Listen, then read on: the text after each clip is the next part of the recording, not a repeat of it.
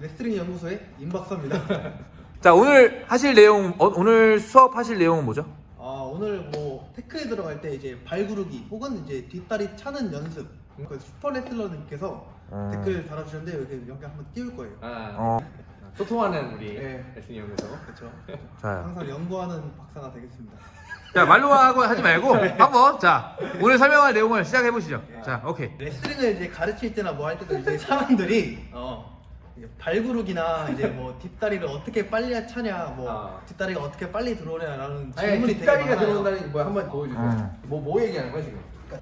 뒷다리가 어떻게 빨리 들어오냐, 이 뒤에 있는 다리가 어떻게 빨리 차고 들어오냐, 이제 이 질문들이 굉장히 많아요. 뭐 가르칠 때나 보면은. 그래서 이 영상을 한번 찍어보려고 합니다. 첫 번째 태클 들어갈 때 뒷다리가 먼저 나오는 게 맞아요. 맞고 태클을 들어갈 때 뒷다리가 이렇게 펴져 있진 않죠. 뒷다리가 빨리 따라 들어오려면은 뒷다리 이렇게 펴져서 차진 않잖아요. 점프할 때나 이제 뭐 달리기를 할 때 이제 펴서 이렇게 뛰진 않죠. 그리고 육상 선수들이 준비해서 찰 때 뒷다리가 핀 상태에서 이렇게 뛰진 않잖아요. 그렇죠. 뭐 서벤트 점프 어떻게 하냐? 구부려서 높게 점프. 또 육상 선수들 보면은 이제 크라우징 스타트죠. 구부려 있단 말이에요. 항상 이게 구부러져 있어요. 언제든 차고 나갈 준비를 해야 된단 말이에요. 그래서 여기서 이렇게 차고 나가는 거예요. 그래서 이 뒷다리를 되게 차는 게 굉장히 중요하고. 그러면은 이 태클이 뭐랑 좀 이 달리기랑 좀 비슷한 거예요? 달리기랑 좀 달리기 스타트 자세랑 굉장히 비슷하죠. 근데 그런 거 같아요. 네, 맞아요. 생각을 해보니까. 그렇게 생각하면 좀 더 이해가 쉽겠네. 그렇죠. 그러니까 네. 이제 뭐 연습을 하실 때도 이제 뭐 준비했다가 네. 세게 탕 차고 나가는, 지면을 세게 밀고 차고 나가는 연습이나 아니면은 뭐 꼬무줄 같은 거 있으면 그런 네. 걸로 연습해도 굉장히 좋고. 일단은 그러면 그 동작들을 한번 지금 뭐 무릎이 펴졌다고 하는 그런 동작, 그 무릎을 90도로 굽혀서 들어가는 그 동작을 한번 보여주시면 좋을 것 같아요. 네네. 안 되는 사람들의 모습 먼저 보여드리고 그 다음에 보여드릴게요. 어떻게 보면 이거랑 막 끌고 온다는 느낌이 드는데 지금.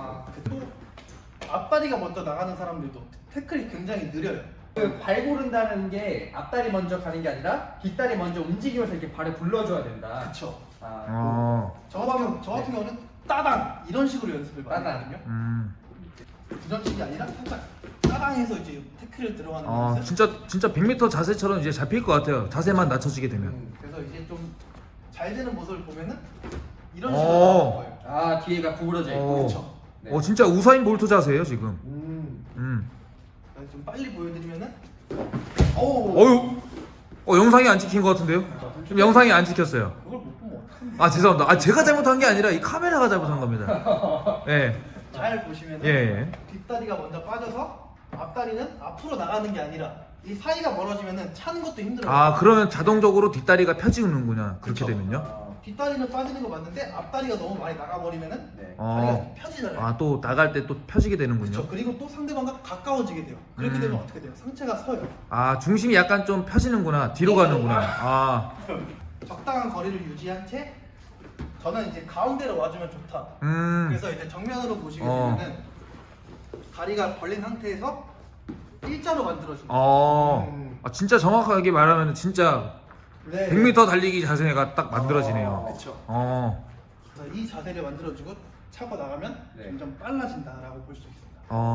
그럼 이 무릎은 어디 꿇어야 돼요? 위에. 네. 아니 저기 적당히라는데 정확히 좀 알려주실 것 같아요. 저 같은 경우는 적당히 좋은 위치가 어디냐면은 무릎이 상대방 오른쪽 엄지 발가락 옆에 딱 여기 있거든요. 엄지 옆에. 그러면 그 이유가 뭐죠? 그 이유가 너무 가까워지고는 상체가 서버리게 되고 이러면 중심이 이제 뒤로 제 꺾이겠네. 중심이 뒤로 무너지게 되고 그렇죠. 너무 멀다 밀착이 안 돼요. 그러네요. 그러면 이 공간이 있으니까 내가 치료 하기가 쉽죠. 그렇죠. 그러니까 엄지 옆에 붙으면 어떻게 되냐? 어. 제 중심도 나갈 것처럼 되면서 가슴 밀착도 잘 되고 그렇죠. 여기서 왼다리까지 따르면 거의 완벽하죠 뭐. 그냥 본드인데요? 지금 붙였어요 지금. 지금 아니 그러니까 방어를 지금 못하겠어. 방어를 못 하겠어요. 네. 떼어봐요. 네? 떼어봐요. 스프를 해봐요. 앞으로 안 되죠. 어. 그러면은 결국에는 이 발이 잘 따라오게 하려면 그쵸. 뒷다리가 펴지면 안 된다가 그쵸. 펴지면 안 된다. 네, 펴지면 안 된다. 음. 그리고 두 번째는 100m 달리기 하듯이 그런 각도나 거리 조절을 잘 해야 된다. 그쵸. 그렇게 좀 정리를 할 수 있겠네요. 아 맞습니다. 그 음. 포인트에 둬서 계속 꾸준히 연습하다 보면 자연스럽게 잘 따라가는 것 같아요. 그러면 태클 들어갈 때 중심은 어느 정도로 줘야 되는 건가요? 그러니까 뭐 앞으로 뭐 상대방한테 약간 좀 기울여야 된다라는 식으로 들어가야 되는 건가요? 저는 진짜 좀 앞으로 쏠리듯이 앞으로- 근데 진짜로 100m 달리는 것처럼 내가 그쵸. 진짜 내가 태클 들어갈 건데 음. 중심이 이렇게 돼 있어서 어떻게 들어가려면 빠르지도 않고 그쵸. 느려요. 상체도 서 좀 있는데 파워가 조금 없을 것 같긴 하네요. 음. 살짝 중심을 앞으로 줘야 돼요. 그렇죠. 그렇죠. 네. 그래서 들어가는 거. 그리고 그렇군요. 저는 요거 한번 말씀드리고 싶어요. 그 다리 이게 그러니까 따라올 때 그 매트를 이렇게 긁거나 이렇게 맞아요. 그렇죠. 그러시는 분들이 많은데 맞아요. 그럼 이 마찰력 때문에 다리 따라오는 속도가 되게 느려집니다. 한번 그러면 그 마찰이 어떤 마찰인지 좀 보여주시면 일단, 좋을 것 같아요. 그러니까 이 뒷다리가 따라올 때 이 매트를 이렇게 쓸면서 긁으면서 오면은 일단 슈즈가 달아요. 그렇죠. 색깔이 막 이렇게 좀 색깔이 많이 달기 변색이 때문에 되죠. 그것도 네. 안 좋고. 그러니까 이 마찰력 때문에 이 다리가 늦게 따라오니까 그 시간에 상대방이 또 스포를 하게 되고. 근데 또 방금처럼 이 영상에 뭐 본인은 모르겠지만 영상에서 따라갈 때 끄니까 이 왼다리가 오는 위치도 굉장히 짧아져요. 맞아요. 네. 그러니까 마찰력 때문에 음. 느려지기도 하고 빨리 많이 못 따라가기도 하고. 그래서 늘 따라갈 때는 발을 띄워서. 안 보였어요 또. 그렇죠. 네. 뭐야? 지금 몇 번 들어갔다 오셨어요? 10,000번. 그래서 그 정도 좀 사실 연습하실 때 늘 끌지 않고 연습할 수 있게끔 그렇게 하시면 될 것 같아요. 자 그러면 마지막 질문 중에 네. 이 태클을 빨리 들어가기 위해서 어떤 훈련이 좋은지. 제가 생각하기에는 반복 훈련이 굉장히 좋겠지만 튜브를 이용한 훈련이 또 있습니다.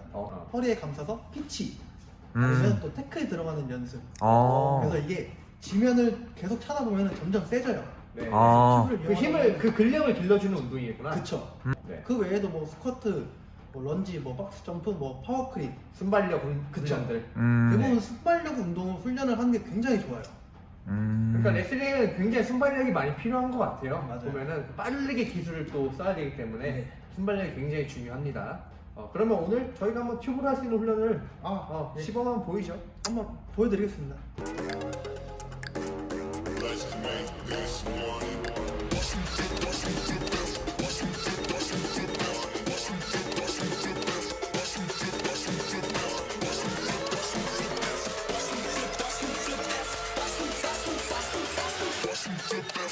Money.